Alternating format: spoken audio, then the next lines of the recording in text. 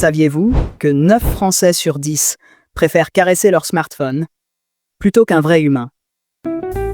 Bienvenue dans l'ère de la sextech, mes amis, où les sextoys chantent, les poupées font des clins d'œil et les tabous font des claquettes sur la morale.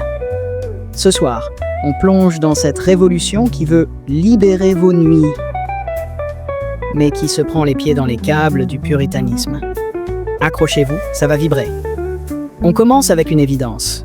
La sextech, c'est un peu comme si on avait croisé un vibromasseur avec un smartphone, le tout saupoudré d'une bonne dose d'intelligence artificielle.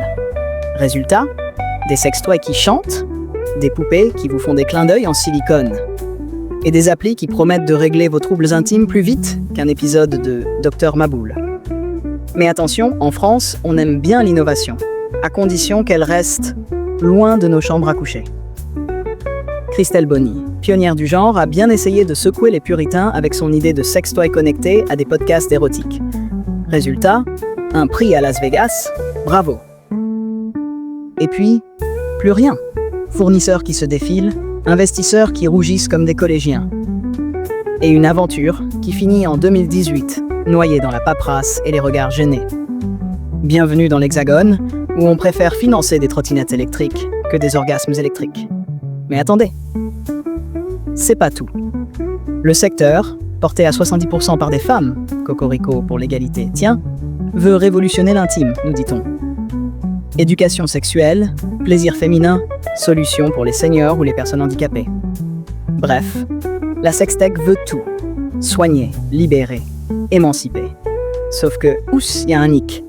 Les investisseurs, ces grands visionnaires en costume-cravate, préfèrent mettre leurs billets dans des startups qui font des salades en sachet, plutôt que dans des gadgets qui font tss.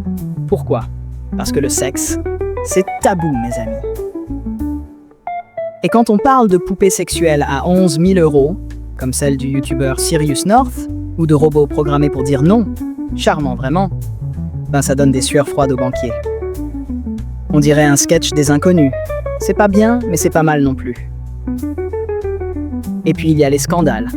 Parce que, soyons sérieux, on n'est jamais à court de scandales. Rappelez-vous, en 2019, le Consumer Electronics Show, ce temple de la tech, donne un prix à un sextoy féminin avant de le retirer. Parce que, oulala, c'est immoral. Immoral, mais pas les drones tueurs ou les caméras de surveillance vendues au même salon, hein? Faut pas pousser mamie dans les orties. Et que dire? Des poupées à l'effigie d'enfants sur Amazon en 2020? Là, on passe du malaise au grand n'importe quoi.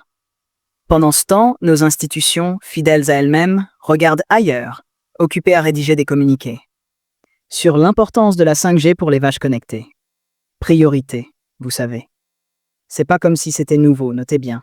Entre les Hollis Boss en cuir de la Grèce antique, les vibromasseurs pour hystérie du 19e siècle, et maintenant Harmony, la poupée qui discute entre deux câlins.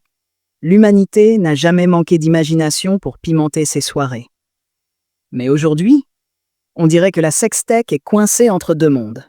D'un côté, les rêveurs, qui veulent libérer la planète avec des orgasmes 2.0. De l'autre, les coincés qui crient au scandale dès qu'on prononce le mot « plaisir ». Et au milieu, des chercheurs comme Ezekiel Quechi-Takam qui nous préviennent « Attention, à force de câliner des robots, on risque d'oublier comment parler à un vrai humain. » Génial. On va tous finir mariés à Siri, avec Alexa comme témoin. Alors, que retenir de tout ça? Que la sextech, c'est un peu comme une série Netflix. Ça a du potentiel, mais la saison 1 est mal financée, la saison 2 est annulée, et tout le monde critique, sans avoir regardé. Pendant que Christelle Bonny rêve d'une charte éthique et d'un label pour rassurer les investisseurs, le plan France 2030, lui, snobe le secteur comme un ado snobe les légumes. Dommage, parce que, à 120 milliards de dollars d'ici 2030, il y aurait de quoi faire vibrer l'économie, et pas qu'un peu. En attendant, on continue de regarder ce feuilleton absurde, entre rire gêné et soupir fataliste. Comme disait ma grand-mère, l'amour c'est compliqué, mais avec un robot c'est encore pire.